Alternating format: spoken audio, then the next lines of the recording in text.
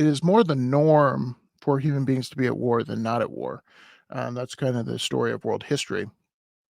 It's only in recent times that we try for peace and diplomacy, et cetera, et cetera. Um, so it's fairly natural that human beings war with each other. What is a common or a new phenomena is sending your own blood and treasure to fight a war for somebody else. And I suppose that's going to happen in a globalist world with allies, etc.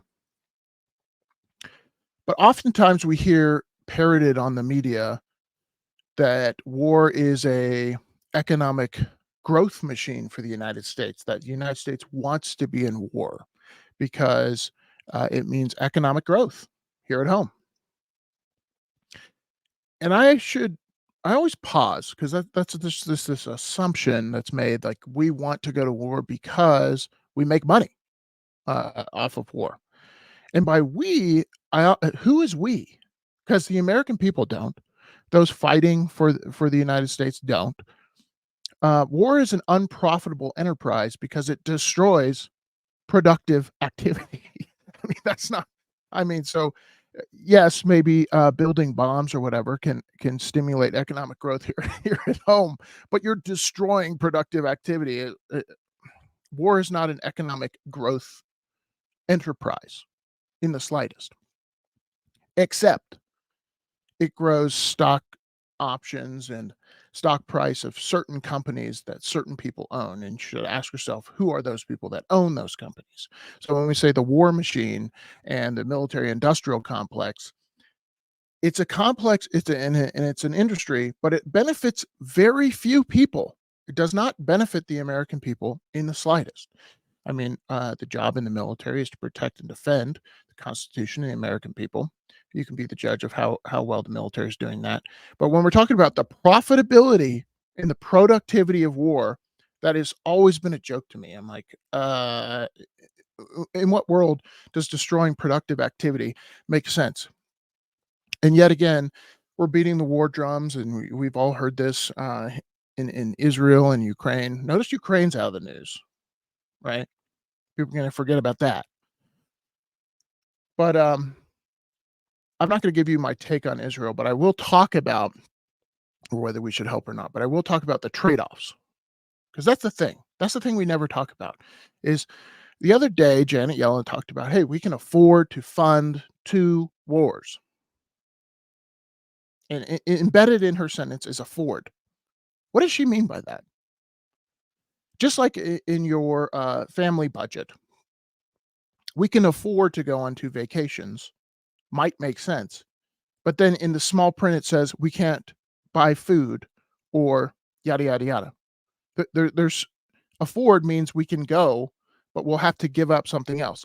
And the giving up of something else in your family budget works because you don't have a money printer. There is no giving up of something else in the government. You know what they tell you to give up? Your quality of life. Your quality of life goes down because she needs the money to be printed. So when she says afford, she means we can print our way to this. We can give them stuff by printing money. That's what she means. And does that cost the government anything? Not really. It actually benefits them. Does it cost you something? Yes, it hurts your purchasing power. Now, that might be worth it to you. But there comes a point where you're like, okay, at what point is the United States not responsible for things abroad and more responsible for things at home? And that's a personal decision that you have to make, I guess, politically. But the other thing is, we've looked at, I've said this for like a year and a half now. Ukraine is solely reliant on U.S. funds, but without boots on the ground, Ukraine's going to lose. Without NATO boots on the ground, I've said that for a year and a half now. So what are we doing here? Because that's the trade-off.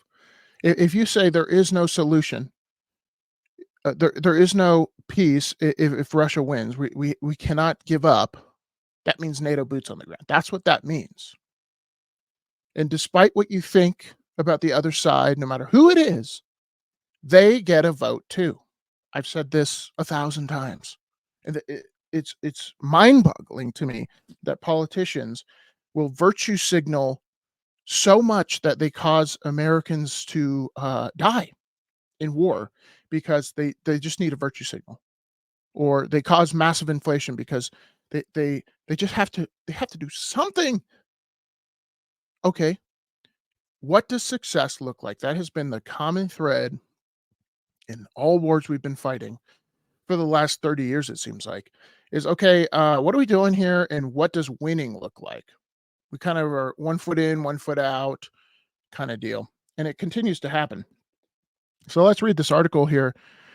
It's from Sky News. Janet Yellen says certain America can certainly afford to support Israel and Ukraine.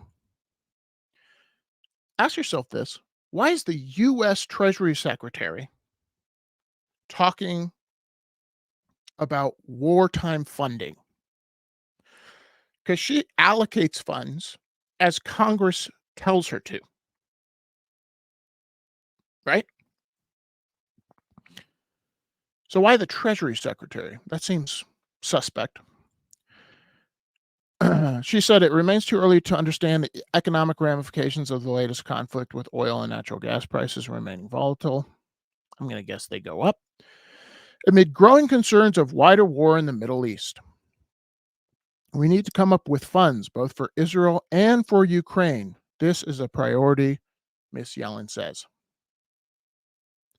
The accountant, the payroll gal for the United States, she has an important role, probably the most important, and the Fed, Jerome Powell and her. See, it's not really Congress that's allocating funds. She moves it around. She plays a very vital role, which is above and beyond what she's actually supposed to do, which is why she's on this news station. It's all about the money. America can certainly afford to stand with Israel. Okay, I love the platitudes. What do you mean by that? What do you mean? And do the American people know what you mean? Do you mean putting troops on the ground? 2,000 Marines just deployed on a carrier group, I believe, over in that area of the world. So do you mean that means putting troops on the ground? And do the American people support that? We can afford to support Israel's military, and we can and must support Ukraine in the struggle against Russia. When asked if there was more than that the U.S. Treasury could do to pressure Iran from not getting involved in the war, remember that $6 billion we sent it back to them for hostages. Ms. Yellen responded, "I know that there's a diplomatic conversations that are taking place, but I'm not going to go into detail with them." There's all kinds of stuff. There's all kinds of conflicts happening around the world. And I'm not here to say we should help or we shouldn't help. I'm just here to say there's a cost to helping. And we have always in the United States pretended that we could send our troops abroad, we can send money abroad, we can spend all this money, and there is no cost. There's only benefit. And I think there's a lot of trepidation with people, and they're very suspect of narratives about beating the war drums for good reason. And I'm not saying people are lying today, but I'm saying they've lied in the past. And if they've lied in the past, and that led to WMDs in Iraq and Americans getting killed and millions of innocents getting killed, and that led to 20 years of war in Afghanistan for what? Nothing. They start to question why you want to go to war, right? That's what that people start to do. That's what I start to do. And even if everything you're saying is true, right? Here's what we need to do. Here's why we need to do it. This is what we need to do to support. Okay, how do we win?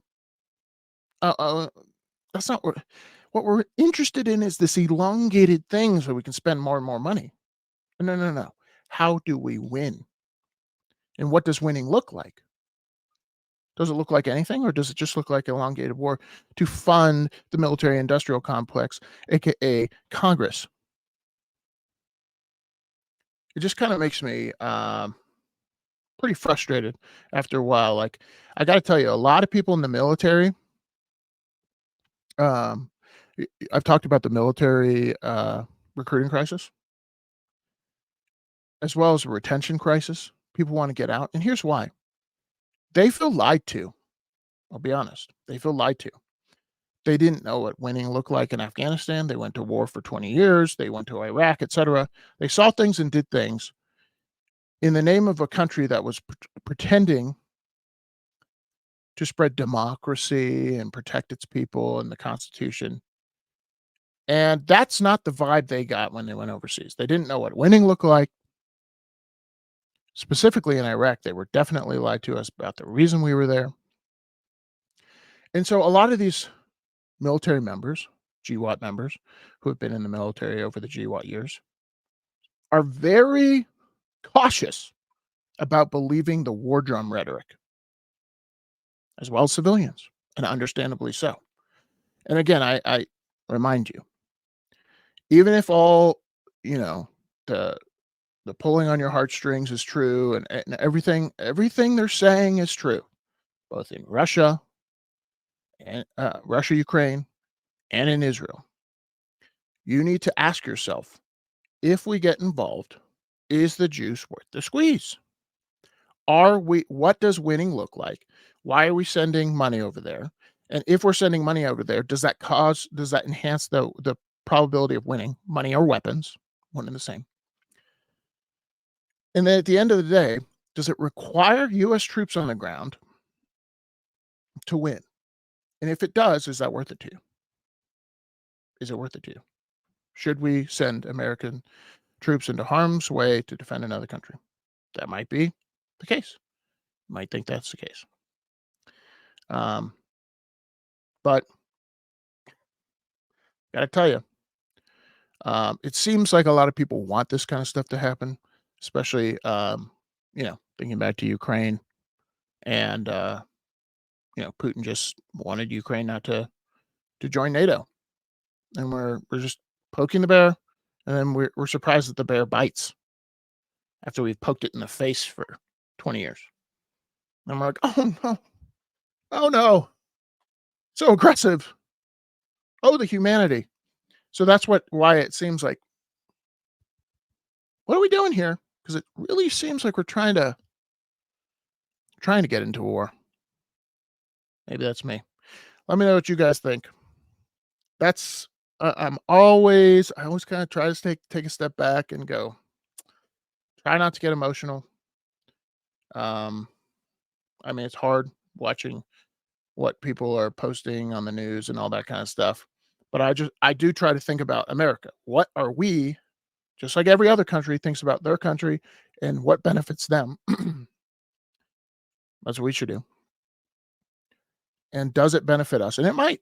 The answer is it could be. But I'm cautious for a reason, and that's the history of the lies that have been promoted over the last 20 years. Let me know what you guys think in the comments below. See you on the next one. Peace.